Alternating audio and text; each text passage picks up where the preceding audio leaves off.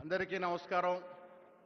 సభాధ్యక్షులు జిల్లా కాంగ్రెస్ కమిటీ అధ్యక్షులు హరివర్ధన్ రెడ్డి గారు, వారి మిత్రబృందం అందరూ ఇవాళ ఈ కార్యక్రమాన్ని నిర్వహించిన మిత్రులందరికీ మీ అందరికీ కూడా నమస్కారాలు. పెద్దలు గౌరవనీయులు రాష్ట్ర ముఖ్యమంత్రి వర్యులు రేవంత్ రెడ్డి గారు, ఇన్ఛార్జ్ మీనాక్షి నటరాజన్ గారు, all India ex servicemen chairman Rohit Chaudhary గారు, పెద్దలు గౌరవనీయులు భారత సైన్యంలో పనిచేసిన తర్వాత రాజకీయాలకు వచ్చినటువంటి ఉత్తమ్ కుమార్ రెడ్డి గారు, మంత్రివర్యులు శ్రీధర్ బాబు గారు, పొన్నం ప్రభాకర్ గారు, పెద్దలు గౌరవనీయులు హనుమంతరావు గారు, మధు యాష్కి గారు, విజయశాంతి గారు, ఎమ్మెల్సీలు, ఎమ్మెల్యేలు, పార్లమెంట్ సభ్యులు, కాంగ్రెస్ కార్యకర్తలు, సైన్యంలో పోరాడి విరమణ చేసి వచ్చినటువంటి యోధులందరూ కూడా నమస్కారాలు. పాకిస్తాన్తో విరోచితంగా పోరాడి ధైర్య సాహసాల్ని చూసినటువంటి సైనికులందరికీ కూడా సెల్యూట్, వందనాలు.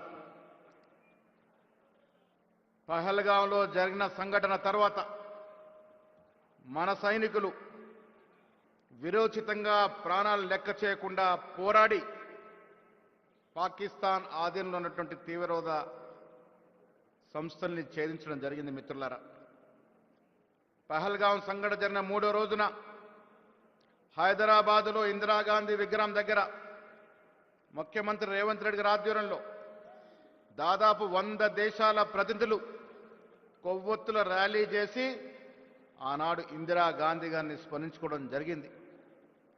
కారణం, శ్రీమతి ఇందిరాగాంధీ గారు ప్రధానమంత్రిగా చేసిన యుద్ధంలో భారతదేశం విజయం సాధించడమే కాకుండా ఒక కొత్త దేశం బంగ్లాదేశ్ను సృష్టించిన ఘనత శ్రీమతి ఇందిరాగాంధీ గారిది.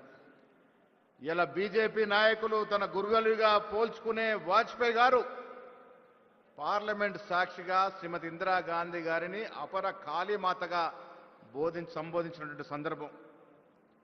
ఇలా నెహ్రూ, ఇందిరాగాంధీ మొదలుకొని ఇవాళ మన నాయకుడు రాహుల్ గాంధీ వరకు ప్రాణాలు లెక్క చేయకుండా ధైర్యంగా దేశం కోసం పోరాడుతున్న సందర్భం. మిత్రులారా, ఈ దేశం ఒకటిగా ఉండాలని, అఖండంగా ఉండాలని రాహుల్ గాంధీ గారు పోరాడుతూ ఉంటే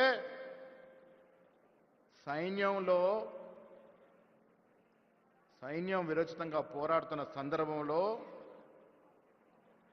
ట్రంప్ మాటలకి తలొగ్గి తోక ముడిచిన బీజేపీ నాయకులు ఇవాళ రాహుల్ గాంధీ గారిని విమర్శిస్తూ తన తప్పిదాల్ని కప్పిపుచ్చుకునే ప్రయత్నం చేస్తున్న ఈ వేళ ఇవాళ జైహింద్ సభ హైదరాబాద్లో నిర్వహిస్తూ ఉన్నాం. ఎందుకు నిర్వహిస్తూ ఉన్నాం? దేశం మనందరిది. రాజకీయాలకు అతీతంగా వీళ్ళ సైన్యంతో మనమందరం కూడా బాసటగా నిలవాలి, వారికి సంఘీభావం తెలపాలి, భవిష్యత్తులో మీతో మేము ఉన్నామని చెప్పడానికి ఇలా రాహుల్ గాంధీ, ఖర్గే ఆదేశాల మేరకు హైదరాబాదులో ఈ సభ నిర్వహిస్తూ ఉన్నాం. ముఖ్యమంత్రి గారు వచ్చినారు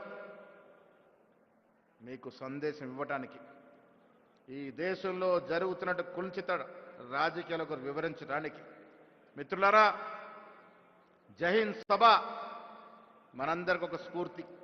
ఈ జైహింద్ సభ ద్వారా విరోచితంగా పోరాడిన సైనికులందరికీ కూడా మనమందరం చేతులెత్తి జై కొట్టాల్సిన అవసరం ఉంది. వీర సైనికులకి సెల్యూట్ చేయాల్సిన అవసరం ఉంది. అందరం కూడా జై జవాన్ అని నినాదాలు ఇచ్చి చేతులెత్తాల్సిందిగా మీ అందరికీ మనవి చేస్తా ఉన్నాను. జై జవాన్, జై జవాన్.